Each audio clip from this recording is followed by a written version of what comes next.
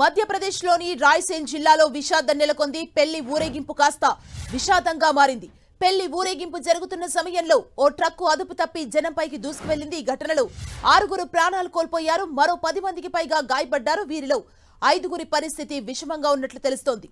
పెళ్లి బృందం హోంసాగాబాద్ నుంచి పిపారియా గ్రామానికి స్థానిక జాతీయ రహదారిపై ఊరేగింపుగా వెళ్తుంది. అదే సమయంలో అటువైపుగా ఓ ట్రక్ దూసుకొచ్చింది. పెళ్లి ఊరేగింపు చేస్తున్న వారిపైకి దూసుకువెళ్లింది. దీంతో 6 స్పాట్లోనే చనిపోయారు.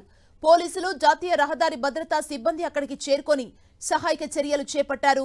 క్షతగాత్రుల్ని చికిత్స నిమిత్తం ప్రభుత్వ జిల్లా హాస్పిటల్కు తరలించారు. మృతుల సంఖ్య ఇంకా పెరిగే అవకాశం ఉందని పోలీసులు తెలిపారు. आराम से बैठ